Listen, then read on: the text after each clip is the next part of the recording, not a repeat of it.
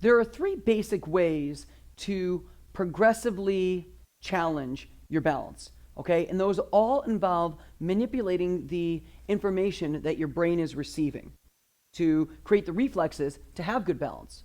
So there's three basic sensory systems that your brain relies on to create good balance reflexes.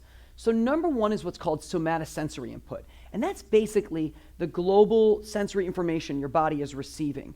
Okay, for example, the little pressure receptors in the bottom of my feet, the receptors which know that my knee is either bent or straight, the receptors which know that my muscles are being stretched or they're being contracted. All right, that's generically known as somatosensory input. So that's number one.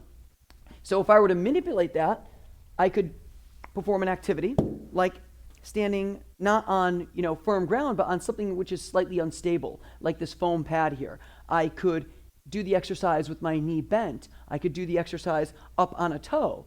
All right, that's manipulating my somatosensory input. The second thing balance relies on is your vision. All right, so if I were to, again, stand on one leg here, let go, this is a challenge for me, and then close my eyes, you'll soon see I can't really hold this very well, all right, because I eliminated one of those sensory systems that my brain relies on. So, in fact, you don't even need to necessarily close your eyes to challenge yourself. You could simply squint. You could put some sunglasses on, or you could do the exercises in a darkened room. That limits the amount of light or visual input your brain is receiving, and so it makes it harder to develop those balance reflexes. Lastly, your balance relies on what's called your vestibular input, which is from your vestibular apparatus, which is in your inner ear.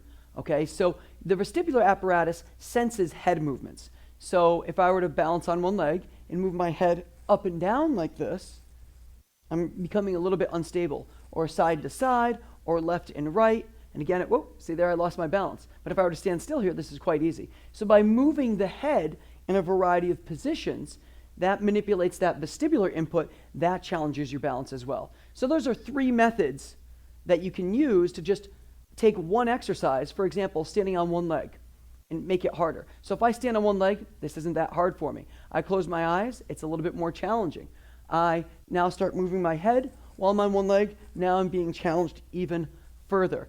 If I wanted to manipulate that somatosensory input, I might make the exercise dynamic by swinging my leg or what have you. So there's a lot of variety, but the big rule is progressively challenge your balance.